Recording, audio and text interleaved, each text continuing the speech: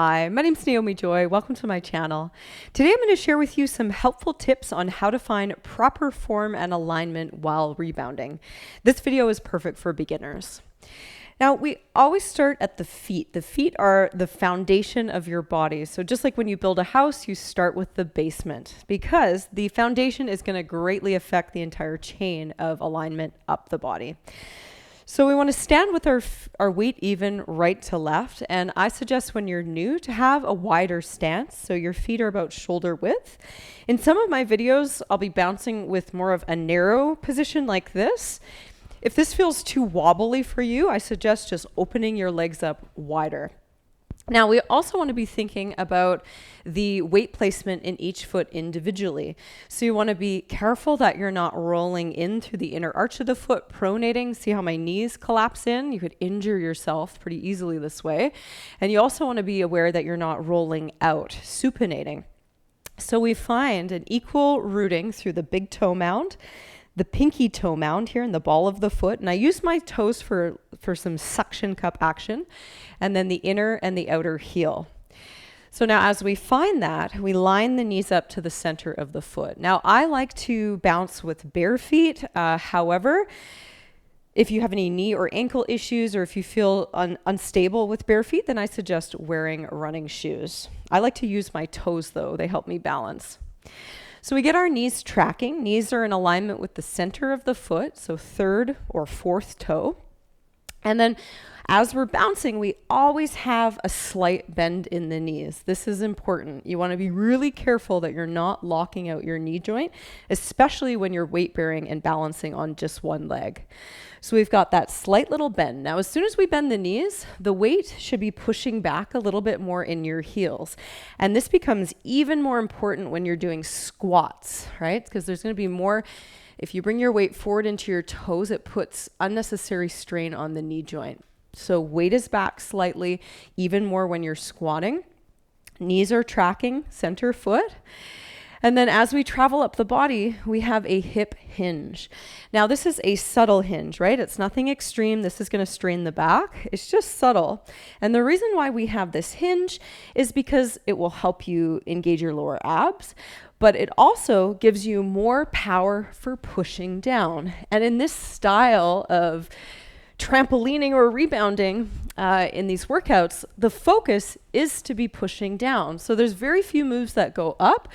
And we used to go up when we were kids on little trampolines, but the focus is to use your legs and your core to push down. So you burn more energy and you build more strength in your legs and your core. So I'm not bouncing high at all, really just like an inch or so. And I'm driving the weight back into the heels. Core is tight. There's that slight hinge at the hips. Now, when we hinge at the hips, we want to maintain neutral spine. So neutral spine, there's a little curve in the lumbar spine. That's the lower back. But you want to be careful that you're not arching the back and sticking your tailbone up like this.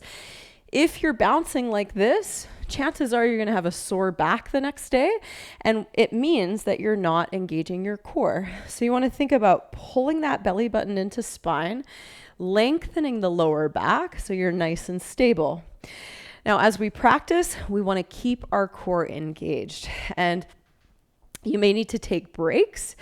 I suggest starting with shorter videos, and I also suggest cross-training, doing core workouts aside from your rebounding. So I have a core workouts playlist if you're interested, but practice those a couple times a week, and that will greatly affect your alignment when you're bouncing. So now traveling up the body, we've got our slight hip hinge, little bend in the knee. We're equally rooted through the feet. We want to bring awareness to our shoulders, head and neck situation. Now, for a lot of people, because of being on the computer and texting, there's this forward head and rounded shoulder action that happens. And what happens is the pecs get really tight and the upper back becomes overstretched and tight, and there's a lot of strain in the neck. So you want to think about very gently squeezing the shoulder blades together, drawing the chin back and in. Because the alignment of the neck and head, your head is like 15 pounds, right? So it's important that you're not bouncing in this alignment. Otherwise, you might even feel strain in your lower back from that. but you might have a sore neck or upper back. So you want to correct that and have your eyes forward. Now, as we're bouncing, it's tempting to just look down at your feet, especially if you're new.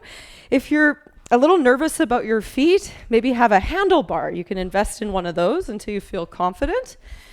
But chin is in, core is nice and tight. Eyes are directly forward. Yeah, so another helpful tip is that we want to be rolling the weight from the ball of the foot to the heel. So often I see people just bounce up and down on their toes. If you're doing that all the time, you're going to end up with really tight calves. And I know this from experience. So as you're bouncing, I land on the ball of the foot, and then I roll back to my heel. It's pretty subtle. So I hope those were some helpful tips. Let me know in the comments section. And check out my beginner playlist. I hope you have fun. Let me know if you have any questions. If you enjoyed this video, please give it a thumbs up and subscribe, and I hope to see you soon.